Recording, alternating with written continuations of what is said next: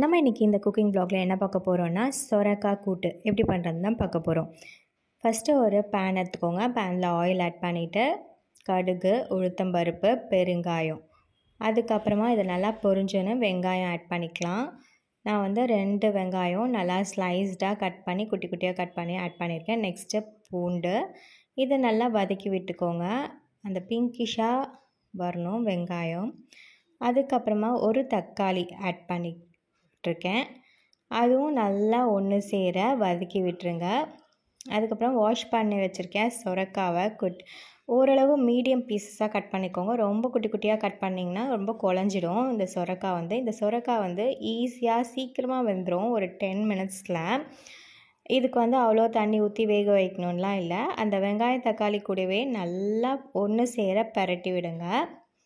அதுக்கப்புறமா வந்து நான் பாசி பருப்பு ஒரு 1/4 டம்ளர் அளவுக்கு நான் எடுத்து நல்லா வாஷ் பண்ணியிருக்கேன். அதுக்கப்புறமா வந்து மஞ்சத்தூள், மிளகாத்தூள், லைட்டாக உப்பு தேவைக்கு ஆட் பண்ணிக்கோங்க. அதை நல்லா ஒன்று சேர மிக்ஸ் பண்ணி விடுங்க. அதுக்கப்புறமா வந்து நம்ம அரைக்க வேண்டிய திங்ஸ் அரைச்சிக்கலாம். மிக்ஸி ஜாரில் தேங்காய், சீரகம், பச்சை மிளகா காரத்துக்கு ஆட் பண்ணிவிட்டு நான் வந்து அந்த அரைச்சி வச்ச விழுதை வந்து இந்த சொரக்காய் இதில் ஆட் பண்ணிக்கிறேன். அதே வந்து தண்ணி ஊற்றி கொஞ்சம் நேரம் அப்படியே நல்லா வேக விடுங்க. அப்போ தான் அந்த மசாலா பச்சை வாசனைலாம் அதுலேருந்து போகும். அதுக்கப்புறமா இது நல்லா சுண்டி வந்தோடனே இந்த ஸ்டேஜில் நீங்கள் உப்பு பத்தலைன்னா உப்பு ஆட் பண்ணிக்கோங்க.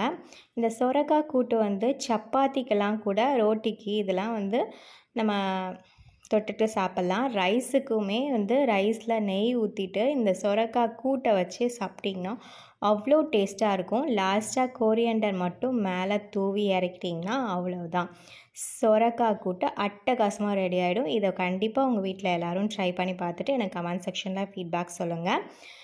இந்த வீடியோ உங்களுக்கு பிடிச்சிருக்கும் நம்புகிறேன். பிடிச்சிருந்தா ஒரு லைக் பட்டன் தட்டி விட்டுருங்க. மறக்காமல் ரேரா விலாகை சப்ஸ்கிரைப் பண்ணிவிட்டு பாருங்கள். உங்கள் ஃப்ரெண்ட்ஸ் அண்ட் ஃபேமிலி மெம்பர்ஸ்க்கு என்னோடய விலாகை ஷேர் பண்ணுங்கள். நெக்ஸ்ட் விலாகில் பார்க்குறேன். Tata, bye friends.